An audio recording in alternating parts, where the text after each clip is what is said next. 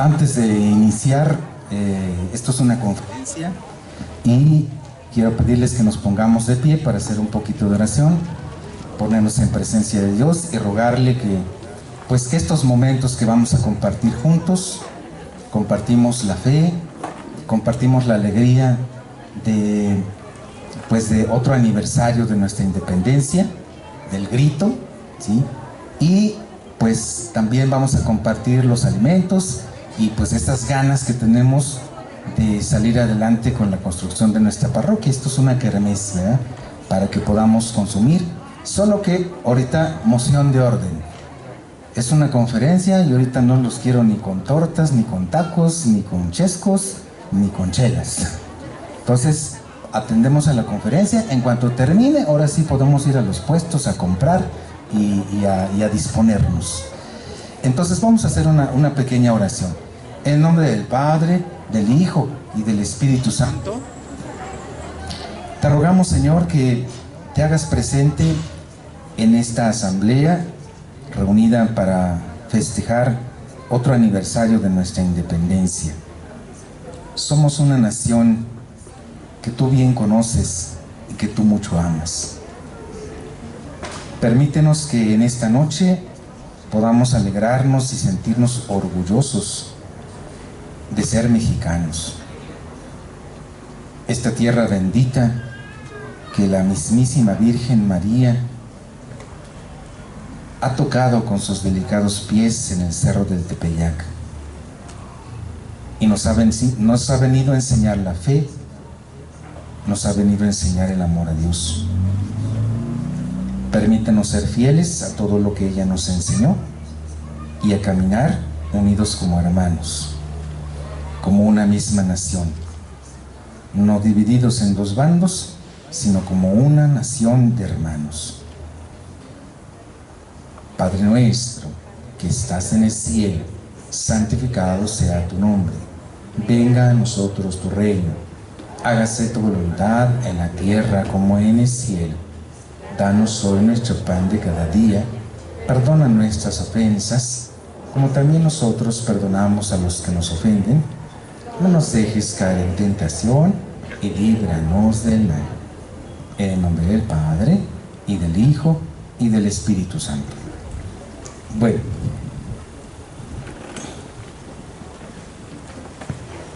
esta es la parte más seria de nuestro día. Y como les dije, esto es una conferencia. Pero a pesar de que es una conferencia, vamos a tratar un tema que creo yo es de interés común. Vamos a hablar del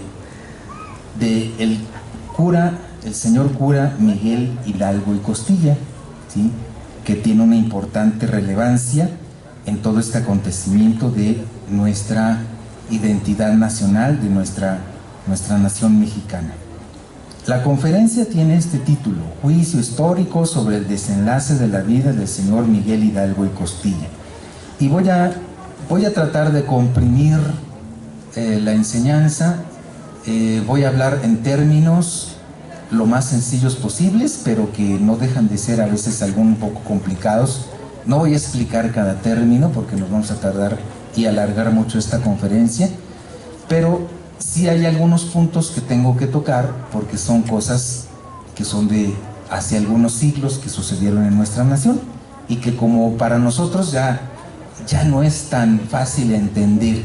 Hablar del virreinato, ¿sí?, hablar de la colonia, hablar de esas cosas, que es el ambiente en el que se desenvolvió pues la guerra de independencia. Entonces algunos términos sí voy a tener que usar porque necesito utilizarlos, pero traté de sintetizarlo para no hacerla aburrida ni pesada. Entonces voy a comenzar. Las primeras consideraciones. Esta charla se llama Juicio histórico sobre el desenlace de la vida del señor Miguel Hidalgo y Costilla, ¿sí? Y lo primero que tengo que hablar con ustedes es rápidamente eso de juicio histórico. ¿Qué significa esto de juicio histórico? Juicio en el sentido amplio de la palabra, con base en lo que corresponde a un presbítero de la Iglesia Católica, evaluado conforme a lo que nos corresponde en nuestro ministerio y misión, pero sin pretender tomar el lugar divino, pues solo Dios juzga el corazón. Una de las cosas, como yo anuncié esta conferencia, es diciéndoles, el señor cura don Miguel Hidalgo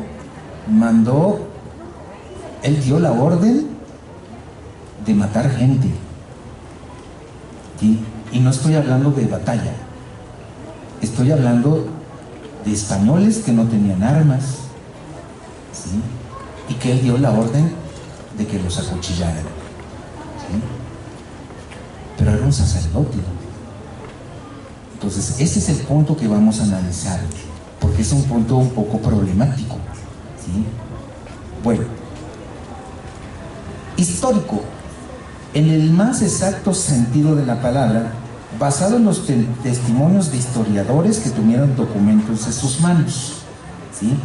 Esta conferencia, les aseguro que tardé muchas horas en poder acceder a materiales que fueran realmente directos de la historia, es decir, no que dijeron ni que quién sabe qué, algo que quedó en un escrito, y esos escritos tienen valor histórico porque son antiguos. Entonces esta conferencia tiene un valor histórico importante, ¿sí?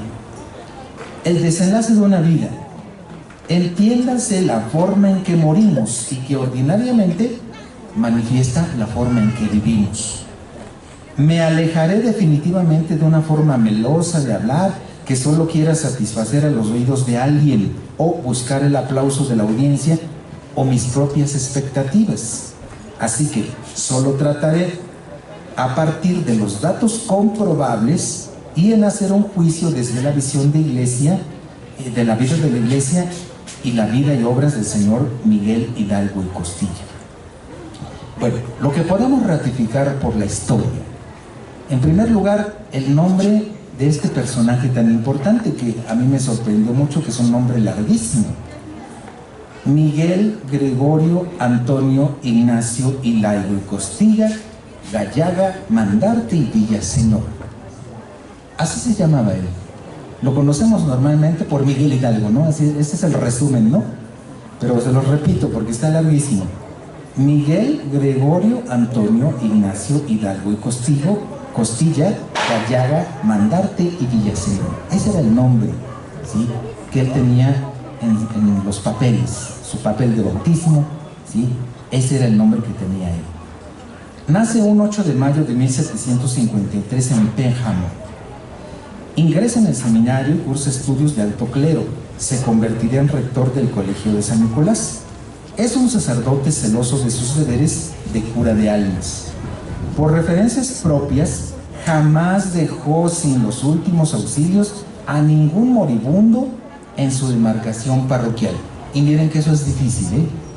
Yo me he esforzado mucho aquí en esta parroquia, porque en cuanto me llaman por una emergencia, ir. Pero por X circunstancias, a veces no estoy, o a veces me agarran ocupado y tardan para localizarme, y hay veces que sí, lamentablemente, aunque me han solicitado ir a ver un enfermo, un moribundo, pues cuando llego ya está muerto, ¿sí? Él, el cura Miguel Hidalgo, se jactaba de decir: yo jamás dejé sin atención a ninguno. Nos da a entender que era un sacerdote celoso de su deber, ¿sí? Un sacerdote convencido, un sacerdote con vocación, con mucho amor al pueblo de Dios, ¿sí? Sin embargo, también por testimonios históricos, era un hombre de una vida activa, vida nocturna activa. Entiéndase tertulias, o sea, no piensen que table o esas cosas que ahora pensamos, ¿no? Como vida nocturna, no. Tertulias significa reuniones. En aquellos tiempos de la colonia eran reuniones donde había baile, ciertamente la gente bailaba, había música, porque normalmente estas tertulias eran casas de gente adinerada, de gente con cultura, y entonces en esas reuniones ellos platicaban de mil asuntos, que si el rey, que si la corona, que si ordenaron un sacerdote, que si pusieron un nuevo obispo, en fin, las noticias del tiempo. Y don Miguel Hidalgo y Costilla era un hombre bien acomodado, ¿sí? Es decir, en su momento él tenía su casa, tenía muchos sirvientes, tenían las posibilidades económicas y pues él, digámoslo así, se rozaba con la gente pues más pudiente de aquel tiempo. Eran cenas, era una vida social, ¿sí? Entonces, aquí es un primer dato importante que tenemos que decir de él. Es decir, reuniones de familias adineradas donde había conversaciones o discusiones en determinadas materias de ciencia, política, arte, los últimos acontecimientos, etc. Donde también podía haber música, baile y juegos. Se sabe que no le gustaba celebrar muchas misas, labor que seguramente les encomendaba a los presbíteros coadjutores o sus vicarios. También se sabe que tenía talleres artesanales de variedad de oficios y que enseñaba a los indios diversos oficios. El llamado alto clero, me encontré en muchas conferencias de historiadores hablar del alto clero y bajo clero. Ese no es un lenguaje de iglesia, ¿sí? Sin embargo, voy a explicar. El llamado alto clero, algunos historiadores utilizan este término junto con el de bajo clero para designar una práctica común de la jerarquía eclesiástica que abreviaba la preparación académica de algunos poco capaces, ordenados y enviados a rancherías para la atención de muy pequeños poblados, normalmente por falta de sacerdotes. También en el lenguaje de iglesia eran llamados curas de indios. Por otro lado, el llamado alto clero, escogido entre los más capaces, era destinado a una preparación académica superior y estos normalmente escogidos para los cargos de más dignidad eclesiástica y para las parroquias céntricas o más importantes. Es decir, había lugares donde había ciudades grandes, ahí estaba el alto clero. Había ranchitos apartados ahí en la serranía, ahí atendía el bajo clero. El bajo clero quiere decir hombres que no tenían mucha capacidad para estudiar, digamos el mínimo, les daban una embarradita de 4 años de clases para que aprendieran latín y aprendieran las ciencias más importantes y por lo menos supieran qué predicar, no decir herejías, ¿sí? Y los mandaban a las rancherías a atender a poquísima gente, ¿no? Y de hecho esos curas no eran normalmente muy pudientes, o sea, no había muchas entradas, eran curas muy pobres, ¿sí? En poblados también muy pobres. El señor Miguel Hidalgo no era bajo clero, él era alto clero. Era un sacerdote, filósofo, un teólogo renombrado, uno de los más importantes de la Nueva España. Muy conocido, se convirtió en el rector del seminario, un hombre eminente, una biblioteca andando. Era un hombre de mucho estudio, de mucho conocimiento, de sentarse a estudiar las ciencias teológicas. Y esto es lo que le va a dar el perfil de su pensamiento. Este es el primer dato importante, porque es un pensador. Y como pensador, él dice, esto que está pasando acá, en este lado del planeta, hay unas cosas que están muy mal. Aquí tenemos un mal gobierno. Aquí tenemos un gobierno opresor. Esto que está sucediendo no debería suceder de ninguna manera. Ahí es donde comienza a gestarse en el pensamiento de este hombre la idea de que esta patria debería independizarse de España, ¿sí? Y comenzar a ser una nación independiente, ¿sí? Entonces es importante este dato histórico. Vamos a continuar. El señor cura Miguel Hidalgo pertenecía al alto clero, por tanto era bien acomodado monetariamente y se rozaba con las clases acomodadas de su tiempo. En la enseñanza de Jesús, o se sirve a Dios o se sirve al dinero. Nadie puede servir a dos amos. Eso está contenido en el Evangelio de San Lucas 13, Marcos 6:24, Mateo 6:24, Marcos 10:23 al 26. A lo largo de la historia de la Iglesia, no ha habido cosa más dañina que en la cartera de los ministros sagrados sobre el dinero. Y entre más sobre el dinero, es más perjudicial, ¿sí? Puedo notar que se entibia el corazón en las cosas de Dios, que se hace menos sensible a las necesidades de los hermanos, incluso que puede llevar a grandes incoherencias. El señor cura Miguel Hidalgo corría este riesgo y si alguna vez cayó en algún exceso grave, históricamente no tenemos ninguna noticia. Sin embargo, uno de los riesgos más graves de cuando sobre el dinero es una especie de miopía para poder descubrir la voluntad del Señor en cada pequeño acontecimiento, y menos aún en los grandes. A mi parecer, esto es una de las causas de la incapacidad del señor cura Miguel Hidalgo para discernir la voluntad de Dios con claridad. Si construyéramos una máquina del tiempo y fuéramos días antes del día 16 de septiembre de 1810 y le preguntáramos al señor cura Miguel Hidalgo, ¿esta es la voluntad de Dios que se lleve a cabo esta guerra de independencia? Y muy seguramente el señor cura contestaría que sí. Pero, ¿acaso una guerra no implica muerte y destrucción? ¿Y esta, cómo puede ser la voluntad de Dios? Recordemos el pasaje del Evangelio donde los discípulos tienen una espada y Pedro el apóstol la blande contra el criado del sumo sacerdote y Jesús déjelo. Basta ya. Miren, no creo que llueva. Vamos a continuar, esperemos que no nos mojemos. Este primer punto que estoy planteando ya es parte del juicio histórico. Sabemos que el hecho que tengamos una nación independiente se la debemos a este hombre, sinceramente. ¿Sí? El pequeño detalle es en la forma en que él lo hizo, con una guerra.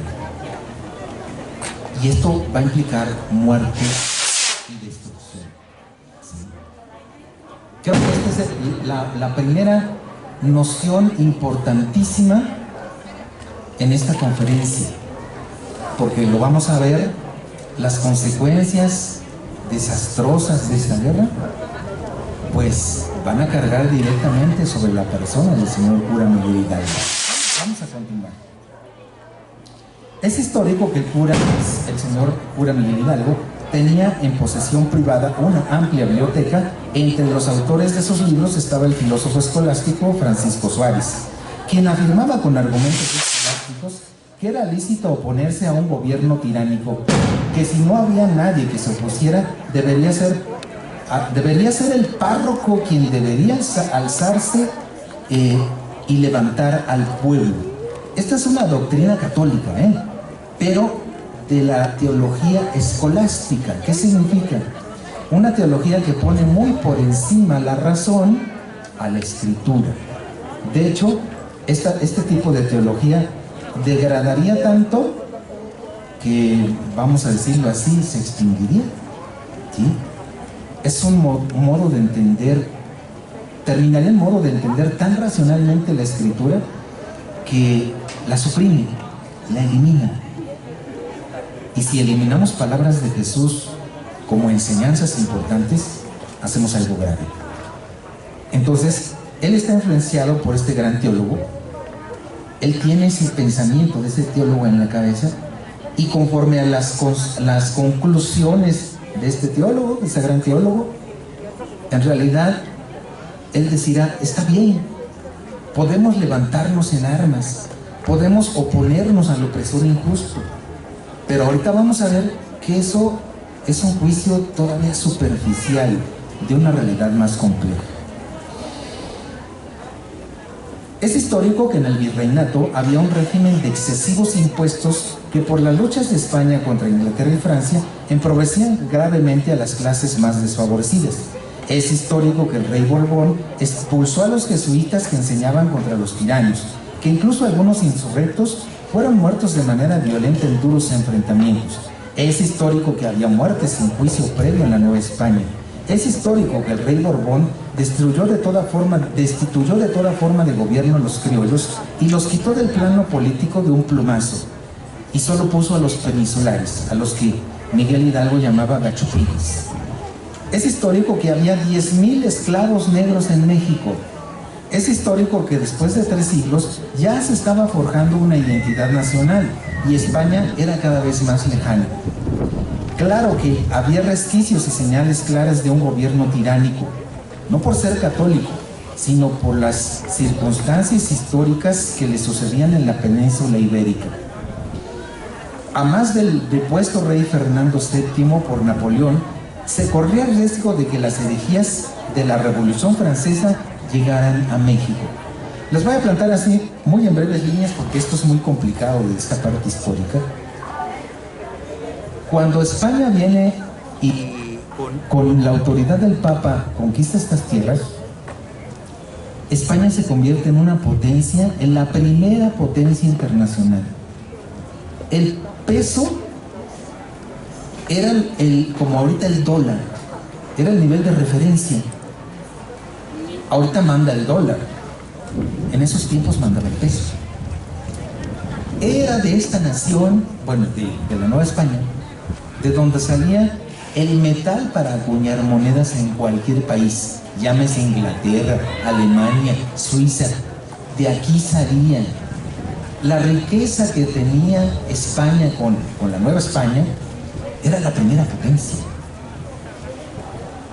Fuimos la primera potencia del mundo en tiempos, ¿sí? Pero eso mismo creó un ambiente político adverso a España.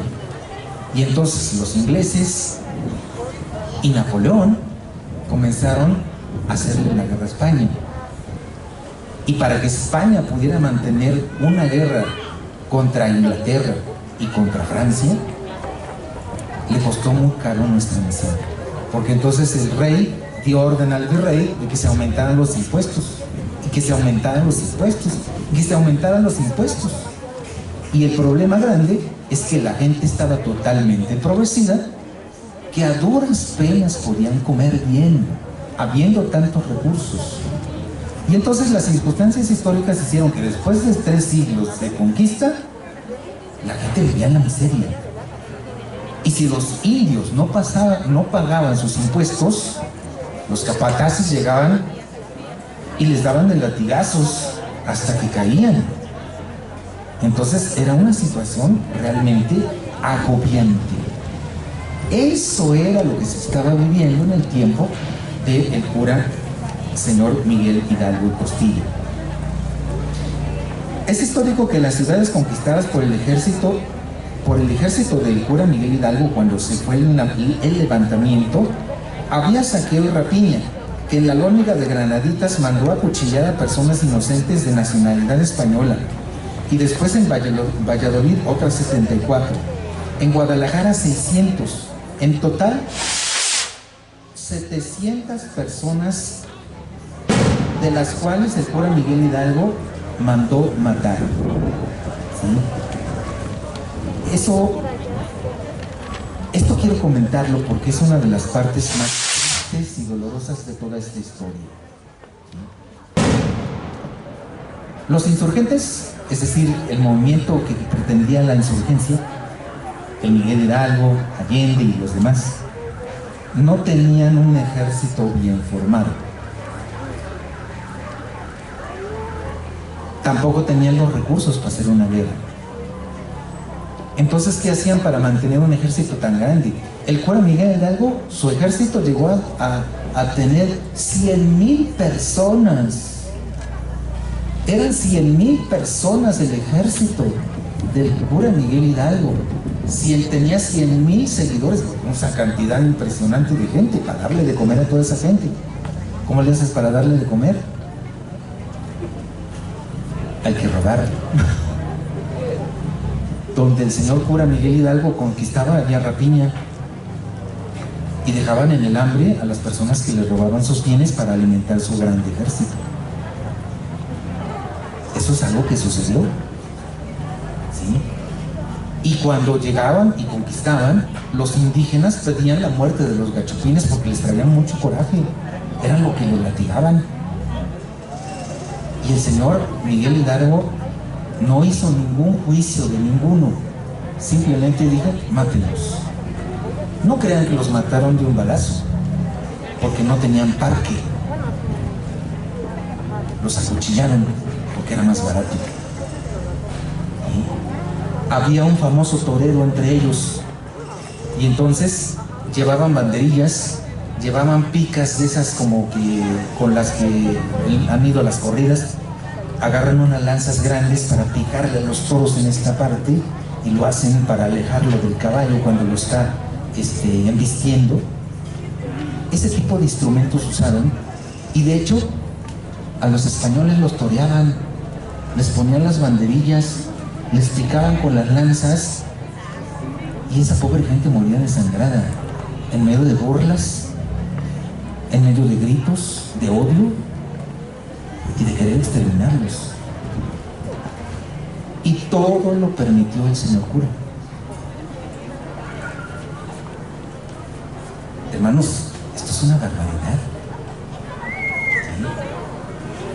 Lo permitió el señor cura Miguel Hidalgo. Genghis Khan una vez tenía frío y mandó que a uno de sus criados le abrieran las entrañas, así le abrieron con un machete, para que él pudiera meter sus pies fríos en las entrañas de aquel hombre. Por eso a los mongoles les llamaban bárbaros, porque hacían caragaray. Bueno, lamentablemente el señor cura Miguel Hidalgo permitió la barbarie entre sus filas. Ahí es justamente donde el juicio histórico cae con más fuerza. Esto no es admisible ni es humano, pero lo permitió. Es grave.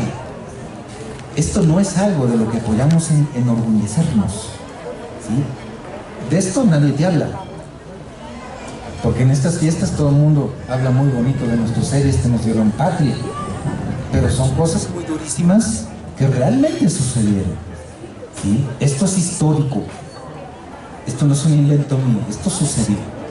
Y estamos hablando de 700 personas acuchilladas por orden de Miguel Hidalgo sin ningún juicio. Esto es algo muy grave.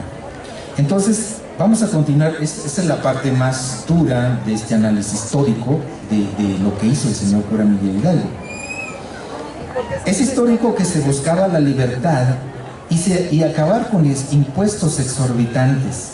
Es histórico que su ejército era una turba de gente no preparada para una guerra, para enfrentarse contra un ejército disciplinado y bien armado, que la gente que lo seguía solo iban armados con flechas, arcos, palos, hondas y piedras. Es histórico que no era un buen estratega militar, que lo llevó a graves y grandes derrotas, donde mucha gente perdió la vida por su negligencia militar, por no ceder mando. Mucha gente habría perdido la vida. Es histórico que se hizo llamar a sí mismo Alteza Serenísima. Es histórico que en su proceso ante la Santa Inquisición, cuando reconoce su culpa, le preguntan por qué mandó matar tanto español inocente, y él contestó: los indios me lo pidieron y me dejé llevar por el frenesí de la batalla. Y eso lo firmó. Él firmó esto que acabo de leer. Está en el proceso que se hizo ante un español en el juicio militar que se le hizo. Es histórico que los condenados a muertes por el señor cura fueron acuchillados sin juicio y en condiciones humillantes. Así, en este momento el señor cura Hidalgo, encumbrado por sentirse seguido, aclamado como el gran libertador, se le suben los humos a la cabeza y comete gravísimos excesos con la bandera de la independencia, de abolir la esclavitud y de defender la libertad. Comete crímenes de guerra, priva de la libertad a inocentes, les priva del sustento, manda matar a un religioso, viola la clausura de las monjas. Todo esto es su responsabilidad y todo esto es contrario a los valores del Evangelio. Jamás el Señor nos mandó blandir espada contra nadie. Y esto también está en el Evangelio. Al final, su causa libertaria se ve entenebrecida con la gran mancha de la infidelidad al Evangelio y en abierta contradicción con los ideales libertarios que él defiende. Hasta este punto, yo veo infidelidad a la investidura que él representa. Es decir, es un sacerdote católico que está traicionando directamente las enseñanzas de Jesús en el Evangelio. No puedo enarbolar sus acciones. Por la gracia del orden sacerdotal, este sacerdote verdaderamente representa a Cristo y sin embargo le traiciona y le crucifica nuevamente, provocando una revuelta violenta y cruel.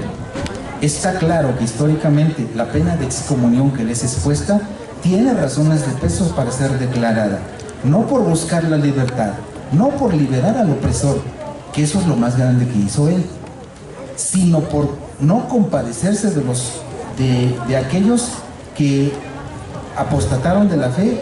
Predicaba la paz, el amor al prójimo y la justicia.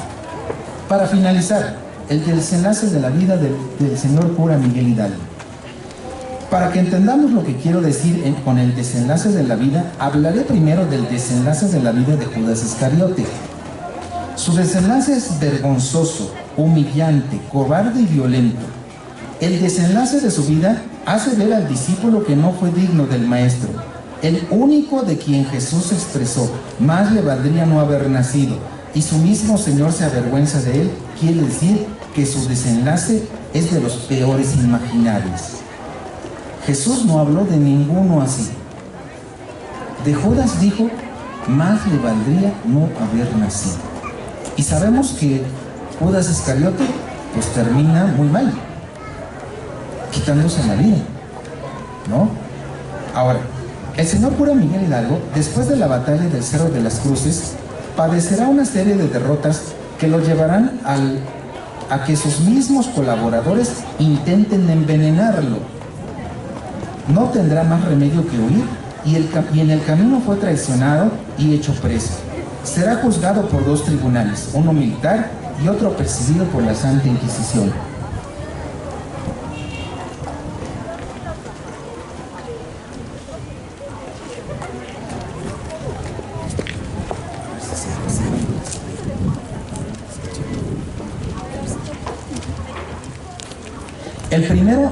En el primer tribunal, el militar, el señor cura es condenado a morir fusilado. En el segundo, el de la Santa Inquisición, será degradado de su ministerio y excomulgado. Mas al retractarse y confesar su culpa, fue absuelto, levantada la pena de excomunión, pero murió degradado del ministerio. Vale la pena mencionar que la degradación de su ministerio fue un acto público en que le quitaron las vestiduras sagradas que por últimas vez vistió, y le fueron raspadas las manos con un vidrio sin filo para simbolizar que jamás volvería a celebrar los sacramentos. Retomemos pues al cura don Miguel Hidalgo.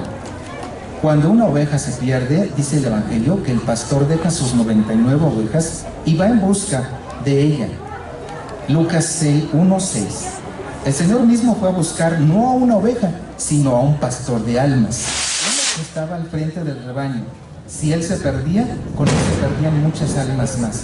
Así que el Señor es cura, es un miembro valioso del rebaño de Cristo. Dios lo eligió para pastorear a su pueblo santo, pero andaba perdido y también extraviado el rebaño que el gran pastor de las ovejas le había entregado. Como buen pastor que es, lo buscó en las batallas donde el mismo Señor lo humilló con la derrota, porque al hacerse llamar Alteza Serenísima, se ensalzó a sí mismo, y el Señor dijo en su doctrina: el que se enaltece será humillado. El Señor quiso humillarlo también con el rechazo. A él quiso encontrarlo, pues lo habían rechazado a él mismo. Así lo rechazaron tanto que quisieron envenenarlo, y terminó siendo traicionado. Lo doblegó haciéndolo reo en la cárcel y siendo procesado. Como su mismo maestro, hubo de ser procesado y juzgado. Necesario que el Hijo del Hombre sea rechazado, maltratado y matado. Fue condenado por un tribunal militar en el cual confesó que era responsable de muchas muertes inocentes. Doblegado ante el que es la verdad y la vida, reconoce su culpa y se derrumba. Necesario era que fuera humillado, porque al humillado Dios lo exalta. Arrepentido, confiesa su culpa. De lo único que no se arrepiente es de buscar la libertad y querer liberar del yugo opresor. Finalmente, el hombre es un hombre cercano al pueblo, conoce sus sufrimientos y sus cadenas, y viendo la opresión, hace el valiente acto de levantar su voz por los sin voz. Enarbolando a la Virgen de Guadalupe, se convertirá en el libertador de una amplia extensión de tierra, a quien le debemos el haber dejado ser una colonia para ahora ser un México independiente. Como dije, lo estoy haciendo rápido, ya nos amenaza la lluvia, pero obviamente quise resaltar esa parte más negativa porque es real. O sea, es histórico los excesos que hubieron en el movimiento de independencia. Sin embargo, a lo que él jamás se retractó ante el tribunal militar, y ante el tribunal de la Inquisición es de haber buscado la libertad de este pueblo, haber buscado su independencia y a quererlo liberar del régimen terriblemente opresor que estaba viviendo. De eso jamás se echó para atrás. Y en este sentido es un héroe, porque esa será la razón por la cual él hace todo lo que hizo. Miren, hermanos, hay que ser realistas, ¿sí? A veces queremos ver la vida con unos lentes rositas y decir, fulano es muy bueno y esto, y... sí. Hermanos, en la iglesia se habla la verdad. Si la verdad la distorsionamos, somos traidores al evangelio. Porque Cristo dijo, yo soy el camino, la verdad y la vida. Como cura católico, no puedo decir que estuvo bien toda la muerte que hubo alrededor del movimiento de independencia. Ni juzgo que haya sido correcto los excesos que hubieron. Pero lo que sí puedo decir, que en este sentido es un héroe. Porque él tenía un corazón de pastor. Él era cercano a la gente que sufría. A él iban a chillarle la gente que no tenía para pagar los impuestos. Él mismo sacó de su bolsa para que no mataran a latigazos a la gente cobrándole los impuestos. Es decir, él sí sentía de corazón que el pueblo necesitaba libertad, necesitaba haber justicia y que teníamos que liberarnos del régimen que venía de España. Eso sí lo sintió, y lo sintió muy profundo, y quiso levantar la voz por aquellos los que no podían decir nada más que aguantarse los latigazos. Era él exactamente quien tenía que hacer esto. ¿Hubo errores? Pues sí los hubo. Como yo he cometido errores, como tú has cometido errores en tu vida. Esas son cosas que pasan. Dios juzgará nuestros errores y esperemos que sea compasivo con nosotros, como lo fue compasivo con el señor cura Miguel Hidalgo, quien fue perdonado de sus pecados porque pudo confesarse, pudo ser absuelto y de hecho se le levantó la excomunión, ¿sí? Él no murió excomulgado, él no se condenó eternamente. Confiamos en que la misericordia de Dios lo haya perdonado y ahora goza en el cielo de las gracias de su Dios y Salvador. Y de eso no me rajo, yo estoy seguro que el cura señor Miguel Hidalgo estará ya en el cielo. A lo mejor se pasa un buen rato en el purgatorio, pero él va a gozar de la vida eterna. Eso no lo dudo, porque Dios es muy compasivo, aun con nuestros errores, aun cuando estos sean muy grandes. Porque no hay pecado más grande que Dios no pueda perdonar. ¿El señor cura cometió pecados graves en la guerra? Sí, hay que reconocerlo, ¿sí? Pero también el Señor, su misericordia es más grande y puede perdonar todo si encuentra un corazón arrepentido. Y lo creo firmemente. Por eso soy sacerdote católico y por eso me siento a confesar. Quiero terminar con el relato del fusilamiento, que tiene algunos aspectos luminosos. Después de su juicio militar, donde se determinó su condena de muerte, pero un tribunal eclesiástico determinara que le debía reducir al estado laical, fue puesto de rodillas, fuera de la iglesia en las escalinatas del atrio. Uno de los canónigos hace el rito y van quitándole una por una de sus vestiduras sagradas, el manípulo, la casulla, la estola, el alba, y finalmente le quitan su sotana, donde había a la altura del pecho, a la altura del corazón, encontraron cosida una imagen en tela de la Virgen de Guadalupe. Él mismo pidió que la arrancaran y se la entregaran. Ya no podía usar la sotana, pero claro que podía poseer una imagen, ¿sí? Entonces él pidió que esa imagen se la entregaran, y la arrancaron y se la entregaron. Él mismo dijo que esta imagen la había acompañado en toda la campaña militar, que la Virgen de Guadalupe era su escudo y su bandera, y que quería que a su muerte fuera devuelta al convento de las Teresitas en Querétaro, donde las monjitas le habían bordado esta imagen, así que siempre estuvo en su corazón la Virgen de Guadalupe. Lo dejan en camisola y pantalón. Entonces el canónigo le pide que extienda sus manos para rasparle las manos y así, simbólicamente, quitarle el poder de celebrar, de bendecir y de absolver pecados. A partir de este momento pierde el fuero eclesiástico, es decir, deja de poder ejercer el sacerdocio. Ya no podrá bendecir, ya no podrá celebrar misas, ya no podrá casar a nadie, nada. ¿Sí? Puesto de rodillas, le informaron de su sentencia de ser fusilado. Después del juicio ante la Santa Inquisición, le hicieron apurar de sus errores y puesto ante la condenación o la salvación eterna, le hicieron firmar una renuncia de sus errores. Él aceptó su culpa y firmó, y se le levantó la excomunión. En la cárcel le custodiaron 2 guardianes, el cabo Ortega y el soldado Melchor. Le dicen: mire, no se preocupe, descanse, ya mañana vemos.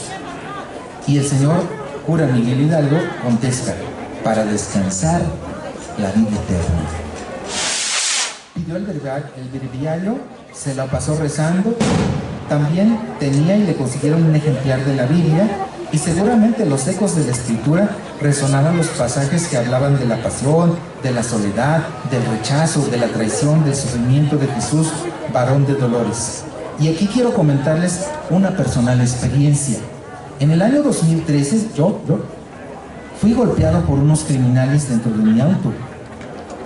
Yo tenía la ventanilla abierta a la mitad, y por ahí el desalmado aprovechó para darme de puñetazos en la cabeza, en esos momentos en que yo era golpeado, y mi cabeza, mientras era maltratada, en lugar de oponer resistencia, simplemente me dejé golpear sin siquiera poner la mano. Pero en lo tupido de la golpiza, yo podía recordar a Cristo, que en el tribunal ante el Sanedrín fue cruelmente golpeado en la cabeza, invitándolo a adivinar quién era el que le pegaba. Y yo experimentaba mucho dolor, pero no dolor por los golpes que me estaban dando aquellos asesinos, sino un dolor muy profundo por Cristo que era golpeado. Y mientras mi cabeza, miren, ese día el tablero de mi carro quedó cubierto con mi sangre, porque salpicó, me pegaba mucho aquí en la quijada el desalmado criminal.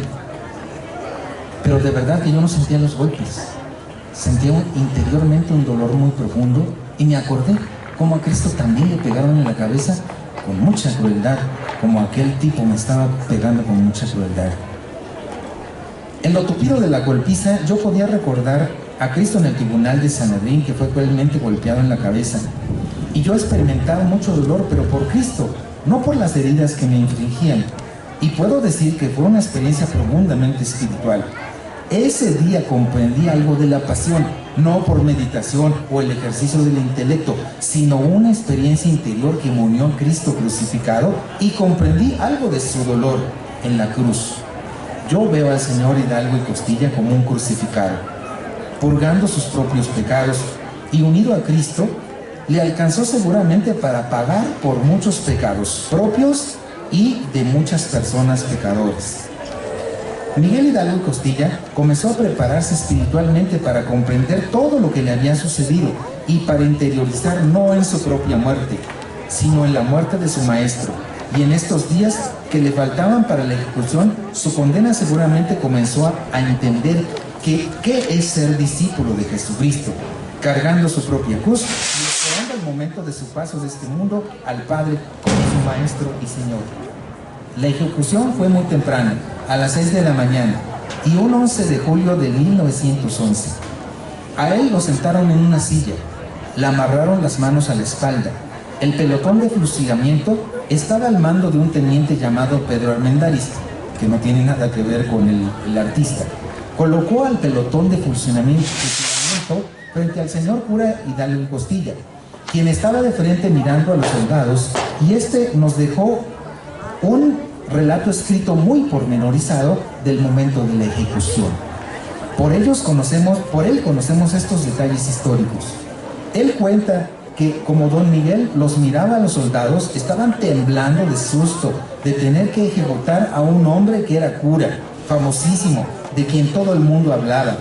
Temblaban tanto que en la primera descarga muchas de estas balas ni siquiera le pegaron. 2 le pegaron en el estómago y 1 en el brazo. No lo mataron. Él seguía mirándolos, pero su mirada de ojos verdes impactaba demasiado a los soldados. Pedro Armendáriz, preocupado, pidió otra fila de soldados y le puso a don Miguel Hidalgo una venda en los ojos. Relata Pedro Armendáriz que con estos ojos verdes los miraba con una mirada llena de compasión, impactante. No los veía con odio, con altivez, sino con una mirada compasiva. Por eso impactaba tanto a los soldados. Y entonces la segunda descarga: preparen, apunten, fuego. Y pasó lo mismo. Otros 2 tiros en el estómago y otro en el otro brazo. Muchos tiros ni siquiera dieron en el blanco. El señor Miguel Hidalgo se salvoloteó, todo él, y por el movimiento fue tan brusco que se le volvió a caer la venda. Y se quedó mirándolos otra vez, con sus ojos verdes profundos. Teniendo don Miguel mal herido con varios balazos, entonces Pedro Armendáriz no le quedó más remedio que tiene que ordenar a 2 de sus hombres que se acercaran y con sus fusiles apuntaran directamente al corazón del hombre, aún con fuerzas, sentado y respirando, y le dispararan así directamente con el fusil. Así lo hicieron. Y en la crónica de Pedro Armendáriz, Hidalgo se queda viendo con esa mirada compasiva que penetraba cualquier alma, y dando la orden dispara la última descarga. Hidalgo por fin cae hacia atrás, pero la descarga fue a quemarropa y efectivamente comenzó a arder una flama que salía de su corazón.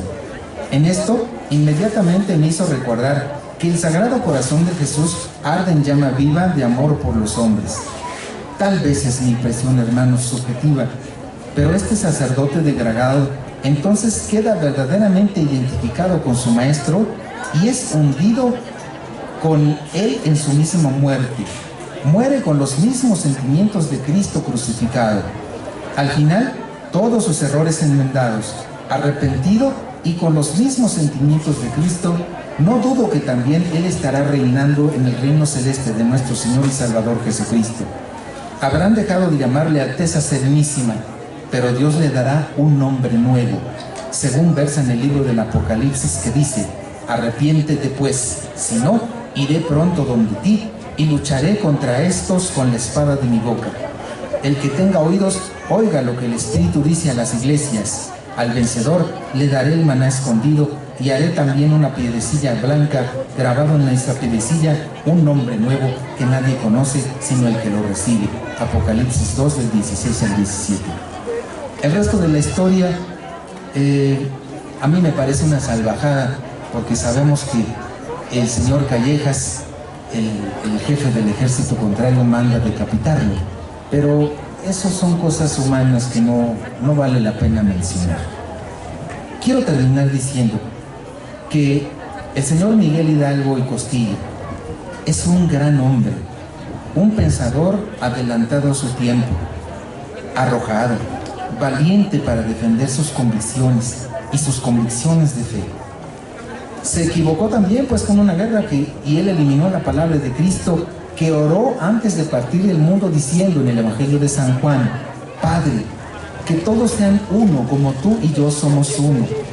El gran ideal de la unidad que Dios quiere no se construye con las guerras ni eliminando gachupines. Dios quiere la justicia y el derecho tanto como la unidad, y necesita hombres que confíen en que Él tiene el teje y maneje de la historia.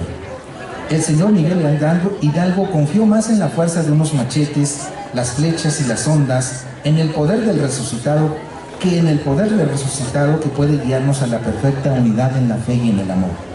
Al final, Dios fue tan misericordioso que le concedió a este su ministro, que se había equivocado tanto, unirse a su pasión y a su muerte en una única batalla en la que solo Dios al final tendrá una completa y definitiva victoria sobre el mundo tan manchado de pecado.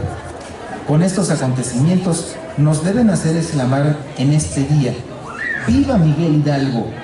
Y viva nuestro Dios que reina por los siglos. Viva también esta bendita patria lastimada por la división. Muchas gracias.